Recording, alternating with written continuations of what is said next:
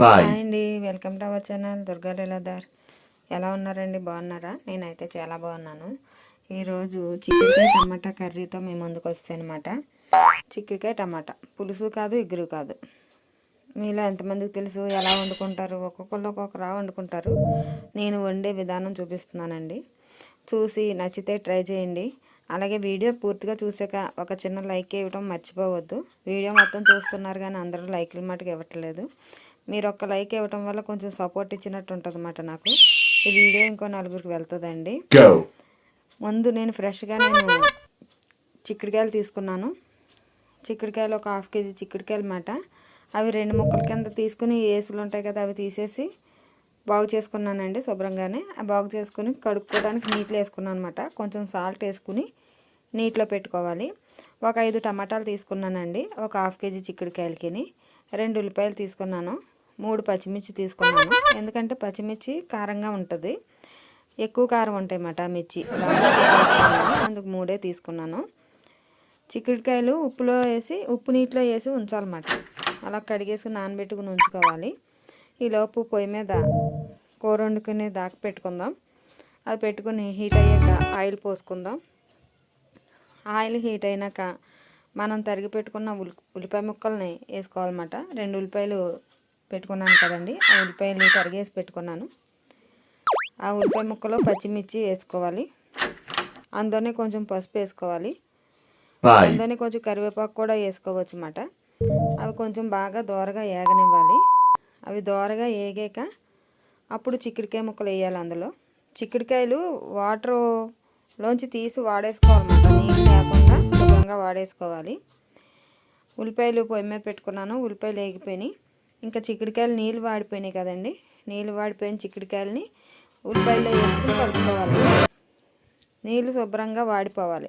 ఇందులో ఎలాంటి మసాలాలు కానీ ఏమీ అవసరం లేదండి. ఒకవేళ అంతగా వేసుకోవాలనుకుంటే కొంచెం అల్లం వెల్లుల్లిపాయ పేస్ట్ వేసుకుంటే సరిపోతుంది. ఇంకా అంత మసాలా పొడులు జీలకర్ర పొడులు ఏం అవసరం లేదు.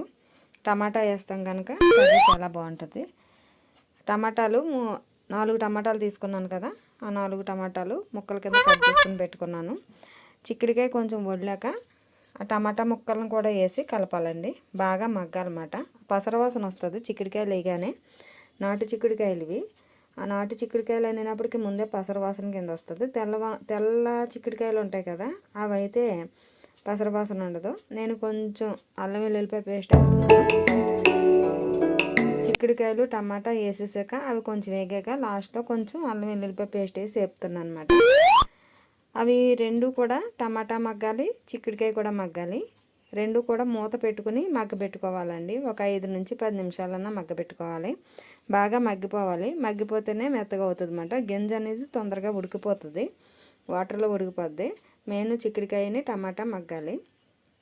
అల్లం గెరిటితో శుభ్రంగా కలిపేసుకుని అడుగు అంటకుండా గెరిటితో కలుపుకోవాలండి.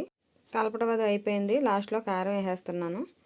కారం మనకి రుచికి సరిపడా ఉప్పు కూడా వేసేసుకోవాలండి. సాల్ట్ మనం ఎంత కారం తింటాం, ఎంత ఉప్పు తింటాం మనకే తెలుస్తుంది కదా వండుకునే వాళ్ళకి. ఎవరికి సరిపడేదో వాళ్ళు వేసుకోవాలి. అవి మటుకు జాతాల పేస్ట్ లాగా అయిపోవాలన్నమాట. మెత్తగా అవితేనే టమాటా చిక్కుడుకాయ బాగుంటుంది. ఏ మొక్క ఆ మొక్క ఉండి విడివిడిగా ఉంటే బాగోదండి అసలు అని. కారం వేసాక కొంచెంసేపు కలుపుతున్నానండి. గెరిటితో శుభ్రంగా కలపాలి. కొంచెం కారం పచ్చివాసన అనేది ఉంటుంది కదా, ఆ స్మెల్ పోయిందాక కొంచెం కలపాలి. లేకపోతే కారం స్మెల్ వస్తూ ఉంటుంది అన్నమాట. ఇందులోని కొంతమంది చింతపండు పులుపు కూడా వేసుకుంటారు. నేనేం వేయట్లేదండి, ఉట్టి టమాటాలే. కారం వేసి వేపేసాక కొంచెం తగినంత వాటర్ పోసుకోవాలి.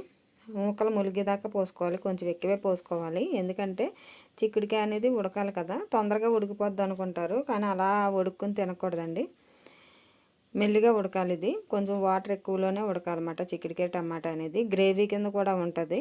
మనం ఉల్లిపాయలు తక్కువ వేసుకున్నా కానీ కొంచెం గ్రేవీగా గొజ్జుగా ఉంటుంది. ఇంకా మూత పెట్టేసుకోవటమే. అన్నీ వేసేసాం. ఇంకా దాన్ని ఏమి మనం చూసి పని లేదు. మూత పెట్టుకుంటే మగ్గనిస్తాం. అలా ఉడుకుతూ ఉంటుంది. హై ఫ్లేమ్లోనే పెట్టుకోవాలండి. చాలామంది చింతపండు పులుపు వేసుకుంటూ ఉంటారు. అలా వేసుకున్నా బాగుంటుంది. కొంచెం పుల్లగా ఉంటుంది అన్నమాట. చింతపండు పులుపు వేసుకోకుండా ఉంటే ఇది వేరే టేస్ట్ వస్తుంది అన్నమాట. సూపర్ ఉంటుంది నిజంగా చెప్పాలంటే. చిన్నపిల్లల కాడి నుంచి అందరూ తినచ్చు. ఉప్పు ఉప్పు నాకు సరిపోలేదండి. ఫస్ట్ నేను ఉల్లిపాయ ముక్కల్లో కొద్దిగా వేసాను, సరిపోలేదు. నేను మళ్ళీ కూరకు సరిపడే ఉప్పు వేస్తున్నాను అనమాట. టమాటా అనేది పులుపు ఉంటుంది కనుక కొంచెం ఉప్పు ఎక్కువే పడుతుంది. ఆ పులుసు అలా దగ్గరికి వచ్చిన దాకా కలుపుకోవటమేనండి. దగ్గరికి అంటే అవసరం లేదు. టమాటా చిక్కుడికాయ కొంచెం కర్రీలాగా ఉండాలన్నమాట. ఇగురు కర్రీలాగా ఉండాలి, అలాగని బాగా వాటర్లాగా కూడా ఉండకూడదు. కొంచెం దగ్గరికి వచ్చిన దాకా ఉంచుకుని కట్టేసుకుంటే టమాటా చిక్కుడికాయ కర్రీ రెడీ అయిపోయినట్టేనండి. ఇంకా ఆ టైంలో ఇంకా దింపేసుకోవచ్చు. చూస్తున్నారు కదా, ఇంకా దగ్గరికి వచ్చింది. వాటర్ కూడా ఎంతో లేదు, ఇంకా దగ్గరికి వచ్చింది. ఇంకా దింపేసుకోవచ్చు. దింపేసుకుని రైస్లోకైనా చపాతీలోకైనా ఎందులోకైనా చాలా బాగుంటుందండి. ఇదేనండి వీడియో, చిక్కుడికాయ టమాటా కర్రీ.